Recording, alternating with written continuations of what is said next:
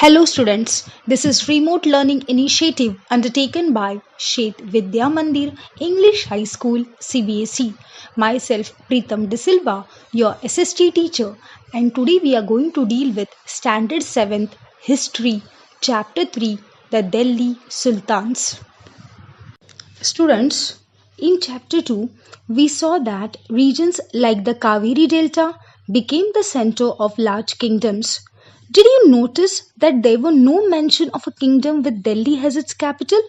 That was because Delhi became an important city only in the 12th century. Students, Delhi became the capital of a kingdom under the Tomara Rajputs, who were defeated in the middle of the 12th century by the Chauhans of Ajmer. It was under the Tomaras and Chauhans that Delhi became an important commercial center. Many rich Jaina merchants lived in the city and constructed several temples. Coins known as Dehliwal were minted here and had wide circulation. The transformation of Delhi into a capital that controlled vast areas of the subcontinent started with the foundation of the Delhi Sultanate in the beginning of the 13th century. Students, look at map 1. During the 13th century, three areas that existed were Delhi-e-Kuna, Siri and Jahanpana. The rulers of Delhi. Table 1. Students, if we talk about Delhi Sultanate, the earliest one who invaded Delhi was Rajputs. It was mainly the Tomara Rajputs who were defeated by Chauhans of Ajmer. They were followed by Turkish rulers, then the Khalji dynasty, then you had Tughlaq dynasty that came in, and finally you had Sayyids and Lodhis. So Sayyids and Lodhis were last in succession to Delhi throne. Finding out about the Delhi Sultans. Students, inscriptions, coins and architecture provide a lot of information, but especially significant are histories.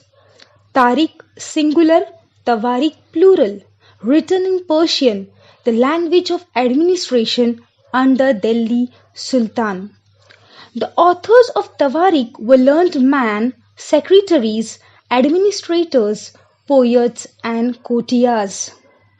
Students, the authors of Tawarik lived in cities, mainly Delhi, and hardly ever in villages.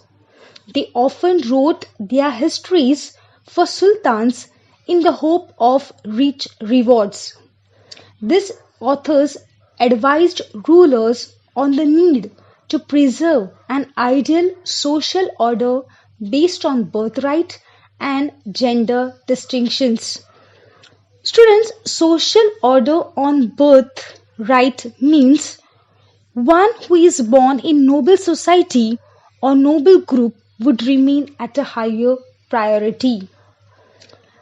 Students, then Razia, the daughter of Sultan Iltutmish, became the Sultan of Delhi in 1236, but she was dethroned only in 1240, only for being a woman, and was unacceptable to the nobles. Even a famous chronicler of the age, Minhaj-e-Siraj, recognized her as more able than all her brothers, but was not comfortable with her, only for being a lady. Similar examples were from Warangal in Andhra Pradesh, where Rudrama Devi was there, and the only way she could rule the empire was pretending to behave as a male person.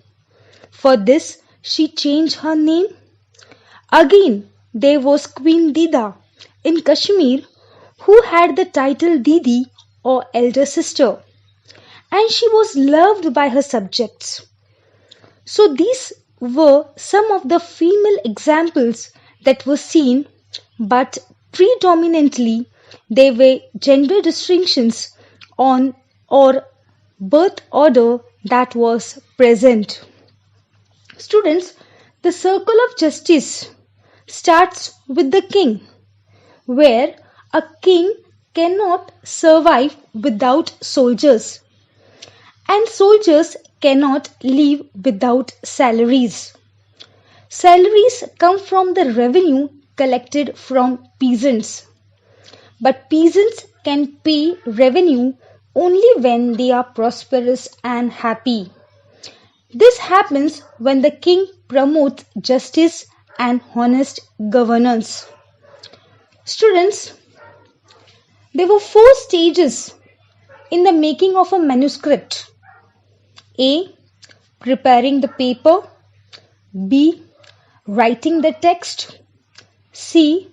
Melting gold to highlight important words and passages. D. Preparing the binding.